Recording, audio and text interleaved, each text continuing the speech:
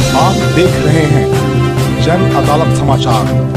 जनता की बात जनता के साथ, जन अदालत में।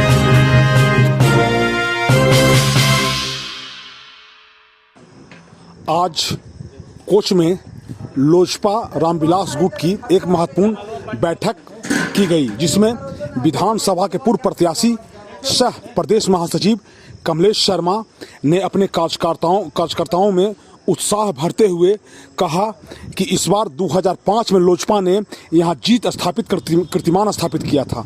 हम लोग उसी तरह 2025 में लोजपा के यहाँ से विधायक निर्वाचित कराना है।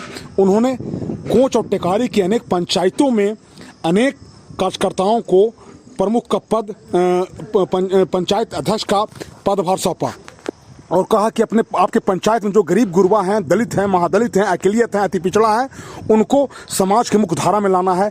अगर किसी व्यक्ति को ब्लॉक में घूस मांगा जाता है या किसी तरह का परेशानी होता है तो वो प्रखंड के जो गिरिजेश शर्मा हैं उनसे संपर्क करें, चंदन जी उपाध्यक्ष हैं कोच के, उनसे संपर्क करें। और जो इस अवसर पर बेला विधानसभा क्षेत्र के प्रभारी टून शर्मा और ने बताया कि व्यापक स्तर पर पहले भ्रष्टाचार के खिलाफ हम लोग सड़क पर उतरने वाले हैं। अनुमंडल स्तर पर या प्रखंड स्तर पर व्यापक भ्रष्टाचार फैला हुआ है।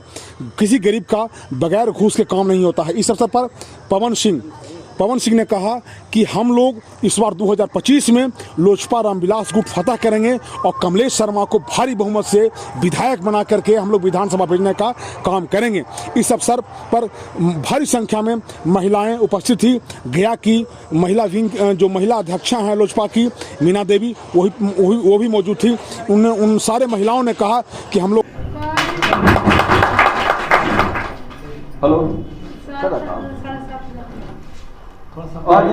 पानी है।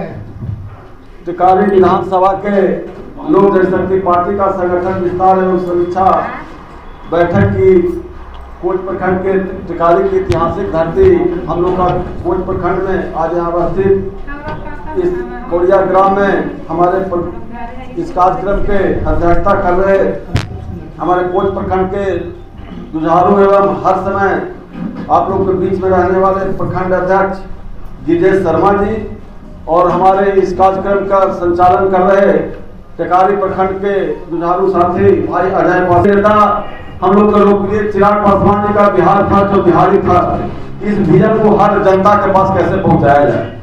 ये बात सही है कि एक लोक जनशक्ति पार्टी टिकारी में गया जिला का एक ऐसा यहाँ का विधानसभा है जो शुरू से लोक जनशक्ति पार्टी के ही झोली में रहा है। जब सरकार बिहार की बदलने की बात हुई थी तो सबसे पहले 2005 में अगर एमएलए देने का काम किया था तो लोक जनशक्ति पार्टी टिकारी से देने का काम किया था साथियों। वह बीते 2005 की बात थी, लेकिन आने वाला विधानसभा चुनाव भी 2025 5 का ही है, 5 और 25। इसलिए आप लोग के सहयोग से निश्चित रूप से हम लोग 2025 का विधानसभा चुनाव लोक जनशक्ति पार्टी के खाते में जाने का काम करेंगे और वह भी आप लोग के बल पर, संगठन के बल पर। और आज मेरा पार्टी का संगठन ही है या आप ही लोग का जो कार्यकर्ता हैं उसी के बल पर आज बीजेपी भी चाहती है कि हमारा अलायंस लोक जनशक्ति पार्टी से हो और आरजेडी भी चाहती है कि हमारा अलायंस लोक जनशक्ति पार्टी से हो। उसी कारण इसका सिर्फ और सिर्फ कार्यकर्ता है, क्योंकि हर विधानसभा में हमारा अपना संगठन है, अपना कार्यकर्ता है, अपना हमारे पंचायत अध्यक्ष हैं, हमारे अपने प्रखंड कमेटी हैं, अपने जिला कमेटी हैं। इसलिए दोनों पार्टी हम लोग को बिहार में हमारे नेता के पीछे लगे हुए हैं कि हमारे से गठबंधन हो और आरजेडी भी लगे हुए हैं कि हमसे गठबंधन हो। गठबंधन तो निश्चित होगी, इसमें कहीं कोई दूरा नहीं है कि लोकसभा के चुनाव में ही गठबंधन होगी, लेकिन सही समय पर होगी। अगर अभी से अगर किसी से गठबंधन हमारे नेता करेंगे तो हमारी पार्टी को नुकसान होगी, क्योंकि हमारे जो भी कार्यकर्ता जगे हुए हैं वो सो जाएंगे और बैठ जाएंगे। इसलिए सही समय पर सही का गठबंधन होना तय है, इसमें कहीं कोई दूरा नहीं है।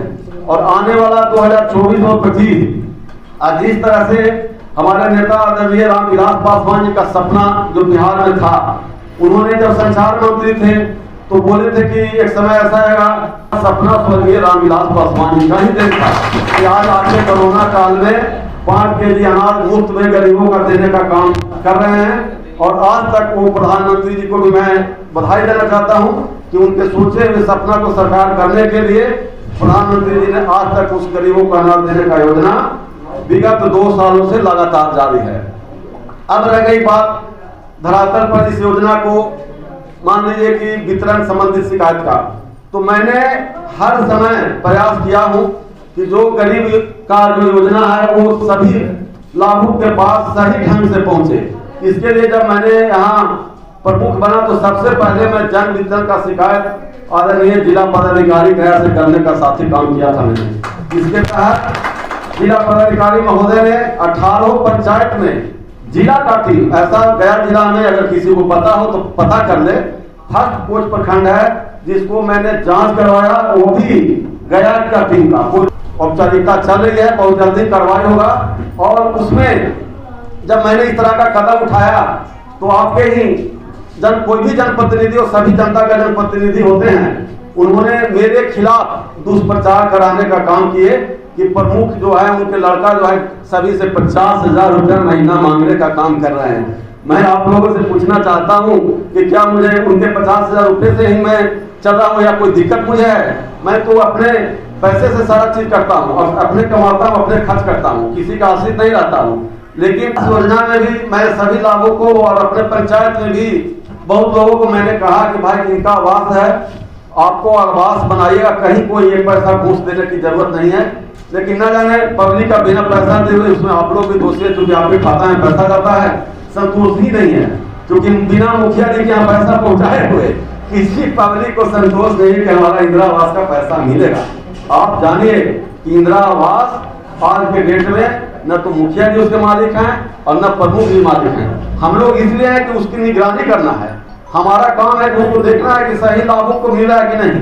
अगर मिल रहा है तो कोई परेशान कर रहा है तो हमने खुलेआम बोले हैं, सब लोग से कहे हैं कि आप लोग का हो राशन संबंधित कार्ड का काम हो, वृद्धा पेंशन हो, उसके बाद आपका आवास योजना हो या लक्ष्मीबाई पेंशन हो या विकलांग पेंशन हो, हम लोग बहुत तरह के जो भी इस तरह की गरीब का जो लाभकारी योजना है जो सरकार चला रही है उसको साक्षरता अपने कार्यकर्ता जो भी आते हैं लोग पब्लिक प्रखंड का सबको हम लोग सुविधा पहुंचाने का काम करते हैं। और प्रखंड कलर का तो है, तो ये सब छोटा छोटा चीज के लिए भी मुझे टॉर्चर किया जाता है। इसलिए कि किसी तरह जनता में जनता के काम करके आपके बीच में हम मतलब हमारा जन समर्थन नहीं बढ़ जाए, इसलिए मुझे कभी कभी अपमानित करने का भी लोग काम करते हैं। लेकिन उसके बावजूद भी मैंने अपने क्षमता से, अपने विवेक से, अपने आचार से, अपने व्यवहार से सभी को करते हुए और जो मेरा मिशन है मैं उसमें हमेशा आपके साथ हूँ और लगा हुआ हूँ।